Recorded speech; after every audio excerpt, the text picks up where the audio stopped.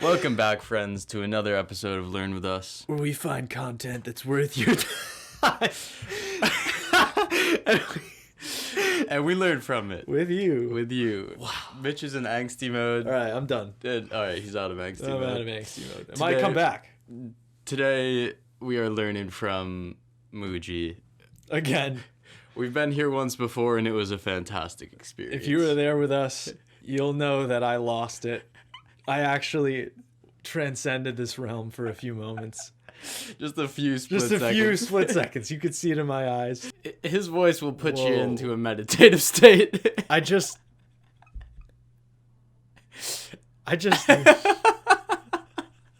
That's what his voice will do to you. Today, the topic, though, it's one of his most popular videos. It's when the mind attacks, don't give up. You know, with these spiritual teachers, there's always like this general, you like get a vague conception of where they're going to go with it. Yeah. But you just got to give yourself up to the ride. Yeah. Because there's far more wisdom Definitely. than a single statement. Mm-hmm, mm-hmm. So, yeah, let's do it. Let's do it. Sometimes people come and they say, even we've been following the guidance and listening to your talks, but it seems to make matters worse sometimes because my mind is going crazy. And it will do. And in fact, it is a sign that you're making progress and that you're sinking more deeply, because somehow, whether we like it or not, when you are under a mind attack, you come to see that it is not the friend you think it is. And it doesn't play a fair game. And this is important, I feel, in the step. Good early pause. Yeah, a good early pause. Yeah. Had to get that one in. Yeah. Because I think it's very important when it comes to self-growth in general, that it can often feel like you take a step forward and 2 steps back, because all of a sudden you're recognizing more things that are wrong within you. Yes. Or more things that aren't in a way that you would want them to be. But that is actually 3 steps forward. And we need to recognize that, because in that process, you are unearthing these things. Yeah. I forget if the mic's set to the... Uh-oh. What? We might have been very loud for a little bit right there. Okay. You need to recognize that the deep-seated things, the deep-rooted things within you that are going to be unearthed and exposed when you start going on this path are not going to go away without a fight. They're going to fight back. I feel like whenever I feel my own ego flaring up, it's right before some sort of breakthrough. I've noticed that pretty consistently in my path. It's like if I'm really confused as to why I am really being bothered by things, and I feel like this, like, that thing. Yeah. It's always like I'm just on the edge of something. Yeah. And that should not be a sign to give up, but a sign of the next challenge. it's like exciting. You should be excited if there is any sort of shift in what's going on, even if it seems bad. That means that the competitor has recognized you as a true threat. Ooh, it's gonna now try to fight back. Oh, I like that. Let's continue. And it's almost as though you have an enemy within who is doing everything to sabotage your progress in this direction. And it is not a progress towards making more money and becoming more successful. It's not that type of progress. It's a progression of your towards your true awakening, towards what is the truth of yourself. And it seems there's something in us that hides from this, that seems to cover, to pull the curtains and say, no, you're not going to see this. And I feel you each know what I'm speaking. And that is felt as a strong backlash and resistance. And always one thing, it becomes personal. It is as though the attack of the mind is focused, and its success in trying to defeat you is how much it manages to bring you into the state of personhood. Because when you become a person, you are attackable. When you stay as the self, which is what you are invited to discover, you're unconquerable. But when you stay as the person has so many idiosyncrasies and fears and attachments and judgments and insecurities and feel very vulnerable. And that is what gets attacked, you see.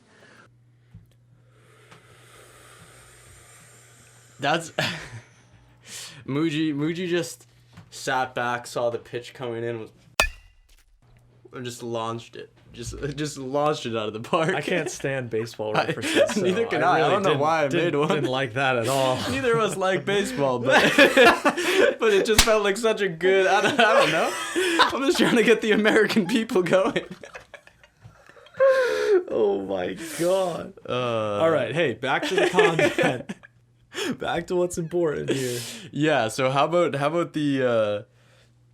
I think he just laid out the idea of ego.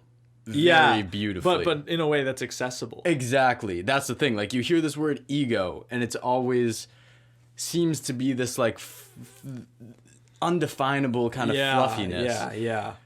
It is the personal.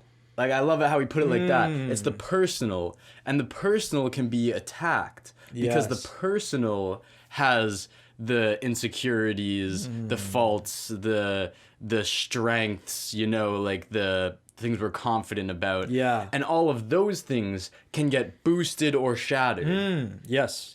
Whereas this true self that these spiritual teachers are talking about is an identification with something other than this personal. Yes. I like how you say true self, because he said self, and true self I think is what he's getting at here. And that's a term that I have really latched onto. That's exactly how I could describe these few moments that I find that I am working from a very open place. Yeah. A very curious, explorative place that here's a good way to describe it. Whenever I'm making decisions in that truer state of mind, even if they're decisions that seem weird or rational, I trust those decisions more than I trust any other decisions I ever make. You know, even if, say, I did something that everyone around me was like, why are you doing that? Let's just get you back into a clearer state of mind. But I'll be like, no, this is the most clear I've been.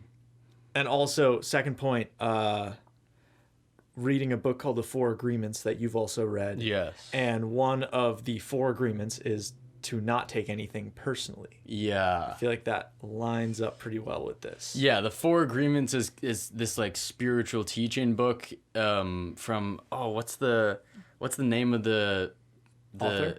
No, not the author, but the types Toltec. of people, the Toltec people. Yeah. Is like who the author is stemming from. Yeah. But pretty much lays out four very simple ideas of like things to follow, like always speak truth is one of them. Yeah. Or some sort of work play on that. But those types of things are all tools that work towards these more spiritual ideas. Yes. Because, you know, in order to not take things personally, like, that's a very bland way of saying, or just a very straight up way of saying, release your ego. Yeah. You know, but if you hear release your ego, it's far more difficult to understand. More confusing. But then I feel like we often don't connect those two, you know, and that is very important, because we need to take these more spiritual terms and learn how we can connect them to our daily lives, so that then when we hear a more spiritual teacher, someone who doesn't describe things necessarily as easily as Muji or like this book, like a Sadhguru figure will often say a word like ego. Yeah. And then having that real rooted connection is going To the word. make the learnings much more applicable. Just like when he just said this self, I didn't totally connect with it. But then when you said truest self, I said, oh. And then I had all these things that connected me to what he was saying. Yeah. I feel like that's so important with these spiritual teachers, is to understand, have a connection to the words. Yeah. Because for me, I was really disconnected from Sadhguru until I had a connection with the words he was saying and understood what he meant. Yeah. Yeah. Whose is this vulnerability? you will come to see that the vulnerable one is our imagined self, it's the imaginary self. It means that we are living in an idea about who we are, which is not really true. And now you're invited, I say by grace, I'm using this word, some help, some help from life, which is the true life, is guiding you, calling you, inviting you, come here, come, look from here. And something is going, no, don't look at that, don't look at that. And the one who is telling you don't look at that, it feels you know it very well. But he holds you back. It will keep you a prisoner. When someone begins to recognize, wait, I feel imprisoned by my own inner voice, and I say, it's not your true voice. It is a voice in your head, but it's not your true voice. You have to find a voice in your heart if you want to say like this. But now you are being guided, and the fruit of that guidance, if received in the heart, produces immediate fruit and immediate results in the highest way. And as you follow, you see, whoa, you're seeing more also about how much the psychological mind, the personalized mind, is not in support of your freedom. All right. This is cool. He talks about this thing that he's calling grace. Yeah. And one of our favorite teachers, Zach Bush, also talks about grace. And they're talking about it in a very similar way. Zach Bush says that grace is actually this thing that is given to us where we can do damage for such a long amount of time, and the damage can be healed in a fraction of that time. You could do terrible, terrible things to your body. You could smoke, you could eat fast food for 10 years, and in 1 year, you could fix all of that.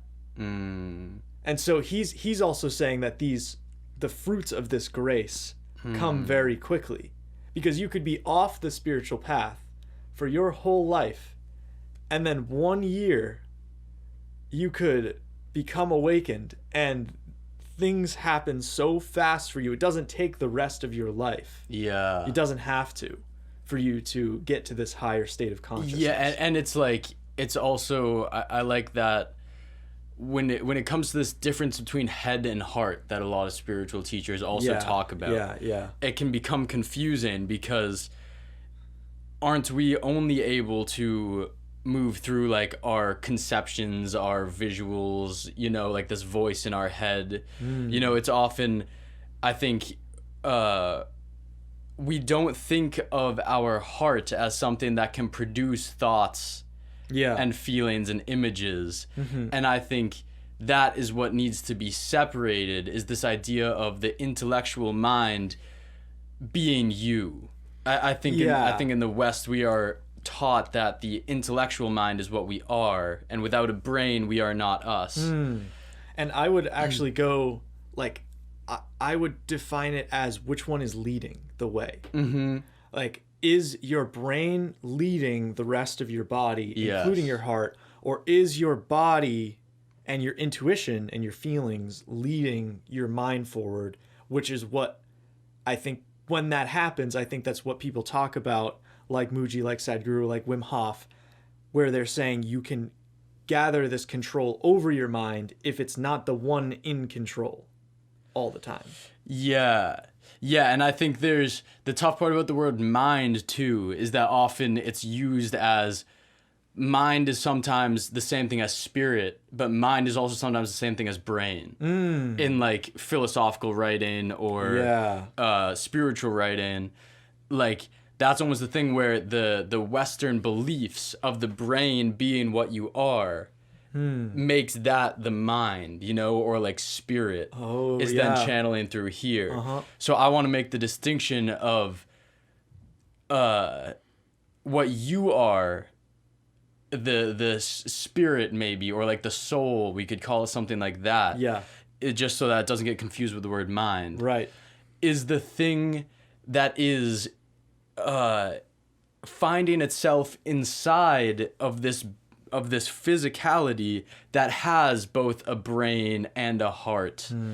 And the thing that you are is in this whole, and it's learning to use this whole as all it is, rather than identifying that soul or whatever it is with just up here. Yeah. You know, and then Yeah. it's that full embodiment. Yeah. Which is also probably why you get these faster and higher seeming results, because all of a sudden, rather than just putting your mind to work, you are putting more of what you are to work. Yeah. In the physical. Yeah. Definitely. I feel like a way that I put that into action a bit is by just simply looking at my hands more often and looking at my feet and saying